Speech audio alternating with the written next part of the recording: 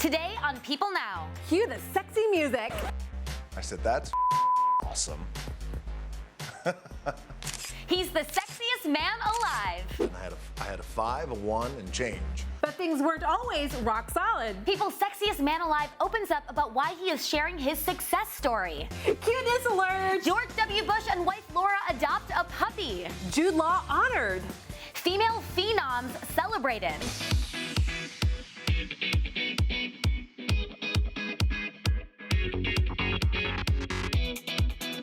Good morning, guys. Lots to get to today, starting with the sexiest man alive. Woo-hoo! That's right, it is Dwayne Johnson. So what was his reaction when he found out he was getting this prestigious honor? Well, I'll let Dwayne tell you. Okay, so what first went through my mind when I found out I was going to be the sexiest man alive, to quote,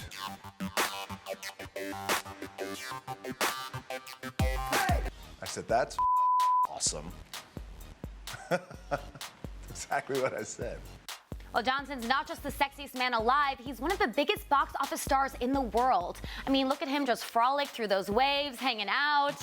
But before he became the legendary wrestler The Rock, Johnson had a tough life. At one point, he only had $7 to his name. Watch this. It was a real rock bottom for me at that time when I realized I had 7. I literally looked at my wallet and I had a 5, a 1, and change. So I rounded it up, because you always got to round numbers up to 7.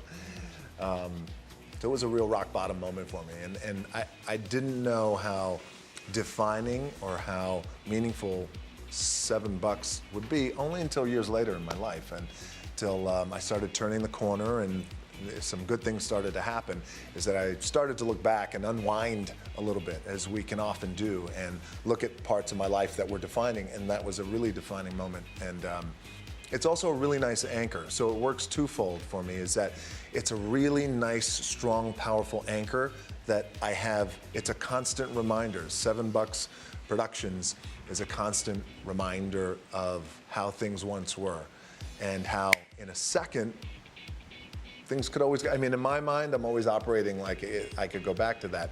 And really, probably more meaningful is what it does to people who know that story, and what it does to fans who know that story and know, like, it was a legitimately $6 and change.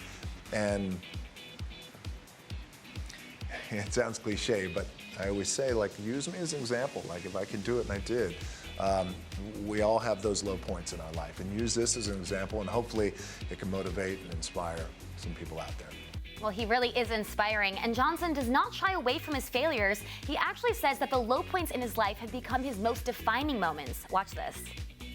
Because failure obviously is something that we don't want. We're always adverse to failure because it's not the end goal. So the end goal for me wasn't failing at football and not being able to play in the NFL, because the NFL, I played football for 10 years and with one goal, which was playing the NFL, which meant we'd never be evicted again. It meant that I could buy my parents their first home, cars, whatever they wanted. So that failure was tough. That was a tough pill. There was also the failure of marriage that I had, because we don't sign up for divorce, but it happened to me. So there were times in my life where I failed that were big, massive failures that I hated.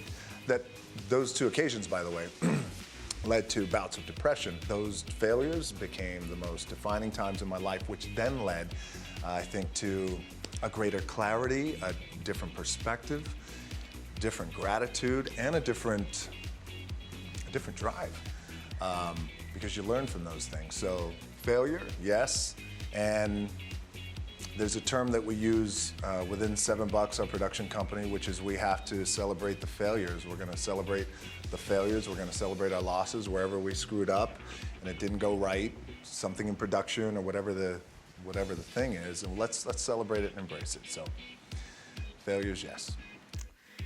So Brad Pitt, George Clooney, Channing Tatum, the list goes on.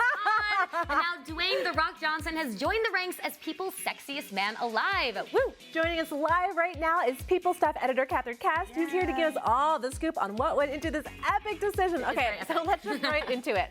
Why him? Isn't this the hardest job ever? It's so hard. It's like foiling ads, like picking out pics. It's really tough. But I mean, I think that what really goes into it is finding out exactly who is on everyone's minds. He has 70 million Instagram followers, 10 million Twitter followers. You've been living under a rock if you're not. The rock. So, I mean, he's just everywhere. And also, look at him. He's I know, sexy. just like, starting his stuff. And so, yeah, just manly. He was a movie star. He was a wrestling superstar before that. What would you say is the sexiest thing about him? Well, what would I say? I mean, we can say what he thinks is the sexiest thing about him, which I love. And he's like, first of all, his sense of humor, but also that he's not exactly trying to be something that he's not. So with him, I mean, he's different than a lot of actors. The guy that you see on the screen, he says, the guy that you see on the screen is me. And he's like, I think I make my fans comfortable because that's really who I am. And I love that about him. It's this authenticity that, you know, you look at a Hollywood star and you're like, I don't know, I think I could have a conversation with that guy. Like, I think I could. Relatable. I don't know. Yeah. Really, yeah. Yeah. But I mean, he, like you said, he always seems so comfortable in his own skin. That authenticity is really key to his success. What's his secret, though, to being so confident? Yeah, I mean, well, he's 6'5", 245 pounds. So he can get whomever, yeah. What he says it really is it's his relationships and his family.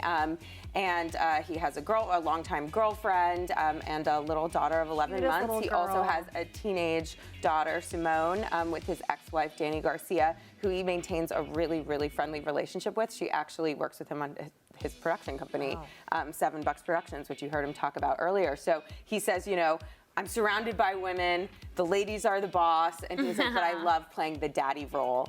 And so I think, I mean, it's just awesome. He loves bath time with his little 11-month-old.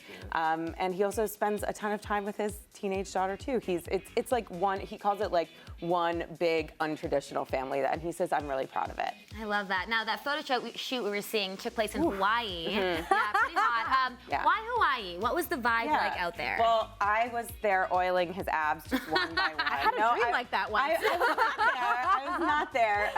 But Hawaii's really, really special to him because he spent a lot of time there as a teen, which he talks about in our cover story. And also he was there filming the new Jumanji, which is really exciting. So it's just, I mean, and also I just like look at that beach. It's just what better Dreamy. place to be a photo Perfection. shoot. Yeah. Yeah. Hopefully that shirt comes off at one point. See. Oh my goodness, thank you so much, Catherine. And you can pick up The Sexiest Man, a live issue on newsstands everywhere on Friday. All right, moving on to this. Joe Simpson, father of Jessica and Ashley Simpson, has been diagnosed with prostate cancer and is in recovery. Joe's reps confirmed the news to People exclusively. He was initially diagnosed 2 months ago and had prostate surgery shortly after. Doctors said the surgery went well and that Joe is already back to work and eating healthier. Simpson works as a photographer and is currently heading to Japan for a few projects. A source close to Simpson tells People he's feeling great now and is optimistic. He's felt so much love and support from his family and friends. We're glad to hear that Joe is doing well. And Nina, you have even more trending news for us. I got you, girl. Get ready for some cuteness overload from former President George W. Bush and former First Lady Laura Bush. The couple has adopted an adorable new puppy named Freddie. The former president shared this great photo on his Instagram on Monday and captioned it, "Laura and I are thrilled to introduce the newest member of our family, Freddie Bush. We visited the SPCA of Texas's Jan Reese Jones Animal Care Center last Tuesday to thank them for their great work and came home with a puppy. We already love him, and even our cats, Bob and Bernadette, are finding Freddie's charm futile to resist. If you could use a little extra joy in your life, consider adopting a pet from an animal shelter or rescue group. Too cute!" Sean Penn has helped raise millions of dollars for Haiti, but he's revealing that not every guest at his annual Help Haiti Home Gala is as charitable as he would expect. Although the star-studded event raised $6 million this year alone, in the latest issue of Haute Living, Penn talks about the event, saying, "There are a few extraordinary people that come, but then you have a room that is full mostly of people that are not giving anything. They eat, stargaze, and watch the band, but honestly, I don't think there's a person in that room that can't afford $25. I always wonder about that." Penn's philanthropic work in Haiti began back in 2010 when he decided to take a 2-week trip to the crippled nation to lend a hand, distributing medicine. But instead, the actor ended up staying 9 months. However, he wants everyone to know that he in no way considers himself a local, saying, Once you start to get a feel for the place, you know you'll never really know the place. You know that you're going to have to use your best instincts about who to trust, who to learn from, who to question, who to challenge and be challenged by. It's a long process, but we've had a lot of success. Penn founded the JP Haitian Relief Organization in 2010. It began as an emergency relief organization made up of just 32 Americans, but now the project has expanded to nearly 200 mostly Haitian members. Their goal is to transfer previously built medical, educational, and community development centers entirely to the Haitian people. Stay with us. Lori Loughlin shares a story about meeting Michael Phelps in her very own living room. Plus, Downton Abbey star Michelle Dockery makes her debut in a new series. Find out why she's so excited. This is King Cutie in people. His Royal Highness Prince George Alexander Louis of Cambridge. These are George's parents, George's home, his Nana, the Queen, and his staff of 644 Englishmen. This is George's dog Lupo, who inspired his favorite book, The Adventures of the Royal Dog Lupo, one George will share now that he's a big brother. People. The details make the story. Don't miss this week's People. I saw on Instagram that you posted a picture with Michael Phelps saying a random night when your husband tells you he's having a few friends over and Michael Phelps comes in, walks in the door to your house. Very true. How did that happen? What's the story there? How'd it go? We didn't know he was coming over. What happened was my husband was out playing golf with some buddies. One of the guys is Michael's good friend. And then they came back to our house and they were all gonna go to dinners and they stopped at our house to have like a cocktail or whatever. And the next thing I know, my husband's like, Lori, come in here. And I walk into, our living room area and Michael Phelps is standing there. I was like, what? But he's so incredibly sweet. It was sweet. right after the Olympics. It was right after the Olympics. Yeah. And he had, So I was just talking to him about it. I said, it's incredible what you've done. And he said, and he was so humble, he said, I don't know if I'll ever be able to wrap my mind around this. By the way, I did say, do you have the medals in your car? Can we see them? Can I touch one? But he had them. He said they had some pictures on his phone, and he had taken them, and I guess they were looking at all of them. They took a picture, and they had all the medals out. Did you ask him about being married or the kid or anything like that? I asked him about Boomer. Yeah. Yes, and he showed me a lot of pictures. He's such a sweet So little cute. boy. But you can just tell he's so happy, he's so in love, and I think he's in a really good place, and he's just a really sweet guy. And honestly, that was my only encounter with him. Yeah. But he's quite impressive.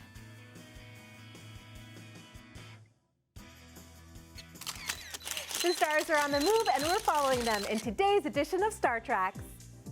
I believe storytelling is a really important and fundamental part of our community, of our society, and using it with the idea that imagination can heal, storytelling can, spread goodwill, is simple and impactful and important. And so to be recognised by this particular organisation is a real thrill. That's British hunk Jude Law, who was honored by the non-profit organization Only Make Believe at its annual New Year Gala Monday night. The actor and dad of 5 seemed deeply moved by the prestigious honor, which recognizes his work and dedication on behalf of the foundation. An inspiring call to creativity, Only Make Believe performs interactive theater for children in hospitals and care facilities all over the country, highlighting how imagination is key to a full recovery. The event was hosted by late-night comedian and fellow Brit John Oliver, who took a much-needed break from his closely followed show to honor Jude at the gala. As an English person, I like to see other English people honoured, because we've lost almost everything as an empire, so it's nice to pick up honours where we can. And Jude is deserving of honours. He's a handsome export. Well, we can definitely agree with John. Jude Law is one pretty handsome guy. All right, moving on to Downton Abbey, breakout star Michelle Dockery, who is trying out a new role in TNT's Good Behavior. Having played a posh and really dignified leading lady for 6 years, Dockery shifts gears with this new role, taking on a reckless and manipulative character in Good Behavior. I was really thrilled that Chad and Blake had the faith in me to play this role, having played Mary for 6 years. I just fell in love with it. I mean, I fell in love with the character, and the pilot really read like as you see it when you watch it. It doesn't stop, and I couldn't put it down. Well, we are so excited and happy for Michelle. The star has been through quite a lot after losing her fiancé to cancer almost 1 year ago. Since the loss, she has taken on more and more projects, with Good Behavior being one of the first. And I have to say, it is great to see that this new role is the start of a positive journey for the actress. I know I personally can't wait to binge. Good Behavior premieres tonight on TNT. All right, moving on to some fashion. Yes, Glamour's highly anticipated Women of the Year Awards took place Monday night at California's beautiful Newhouse venue. The night featured some of our very favorite ladies, including Simone Biles, Zendaya, Ashley Graham, and many more. And to make the event even better, many of the women honored have been pioneers in body positivity, diversity, inclusion, and women's rights, showcasing that you can still kick ass and look amazing. But the ladies weren't the only ones showcased.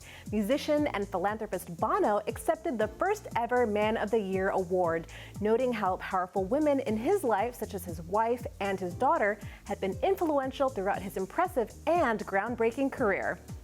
Still, one leading lady that we cannot stop talking about is our girl, Gwen Stefani. The singer dazzled at the awards in an ombre marquesa gown, giving us all some serious red carpet goals.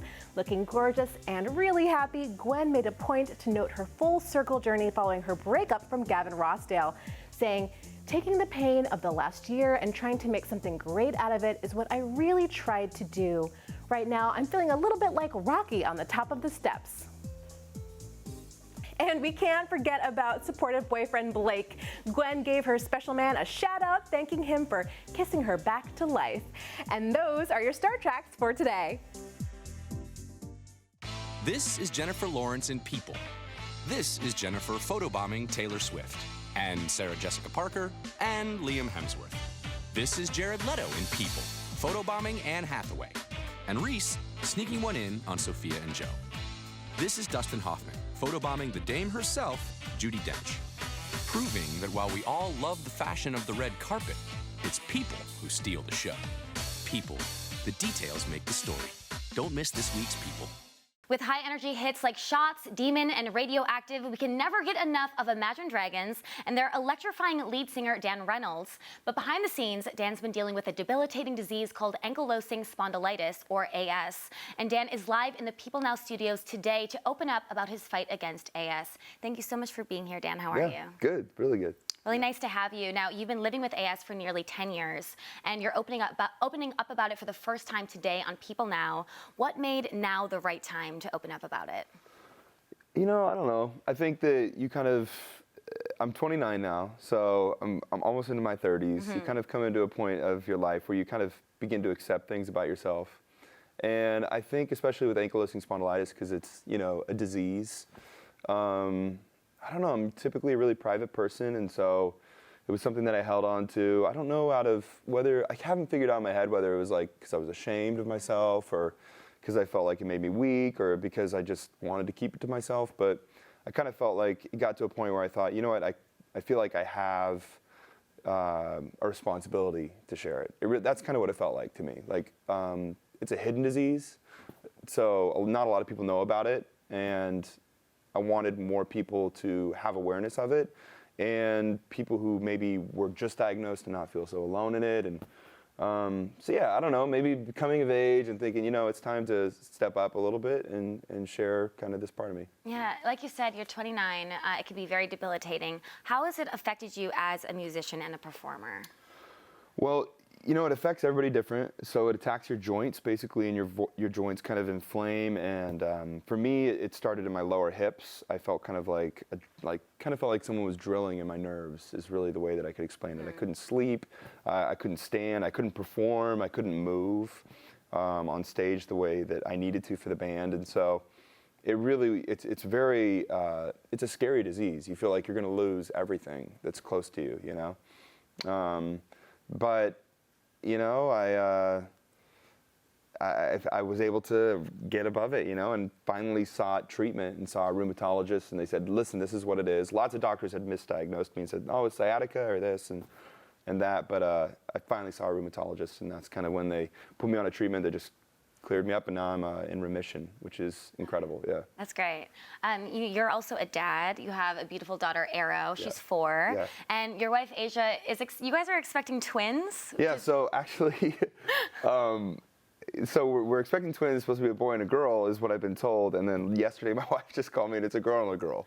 So I just found out. Goodness. Yeah, so for months, I thought I was having a boy and a girl, which was cool, you know. I'm cool with whatever. I love my 4-year-old, so. But yeah, I was on the train last night, and my wife was like, "Hey, are you sitting down?" I'm like, "Yeah, I'm on the train," and she's like, "Yeah, it's gonna be a girl and a girl." So 3 girls. girls. So there'll be 4 girls in the family, counting my wife. So, I'm stoked on it. I love my little girl. So, I'm taking it in.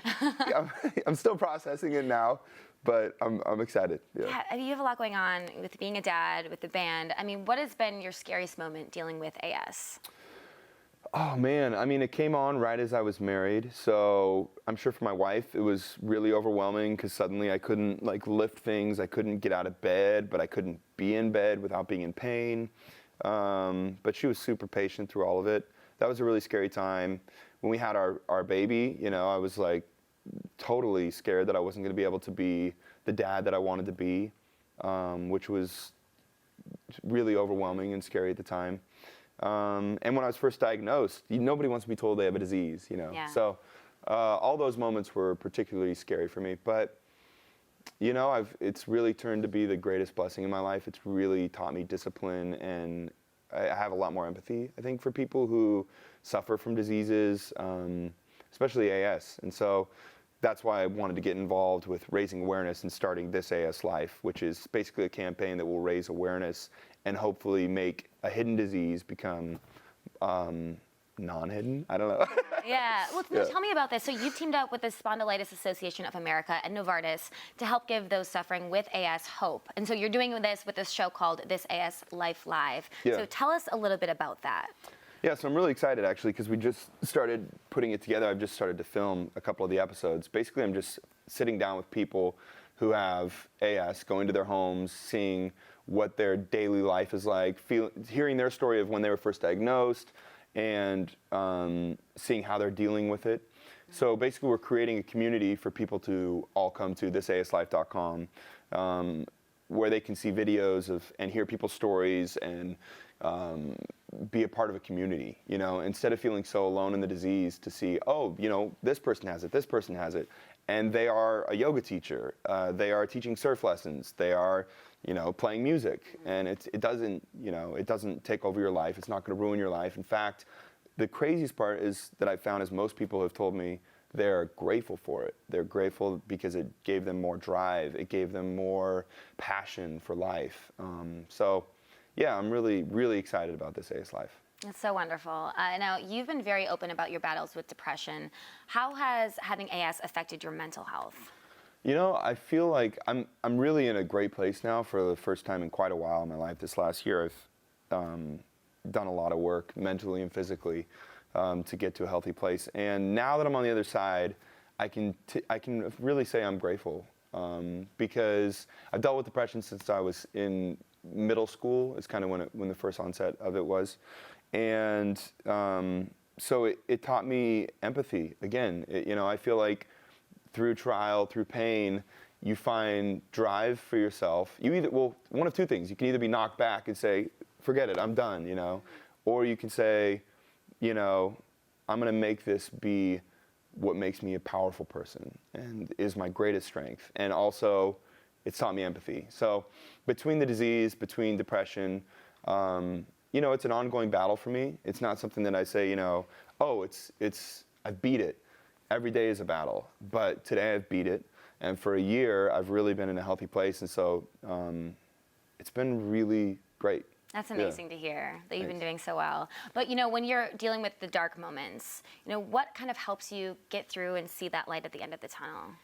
The music, for sure. Getting on stage, singing, being able to see the music translate to people from different cultures, religions, races. I think especially now it's really relevant because music to me is the most powerful thing that brings people together, and I think that the world needs a little more of that, especially the U.S. I think we're really in a place right now where we need to come together. And so, I don't know, I think music is a powerful way to bring people together. And so to be a part of that is awesome.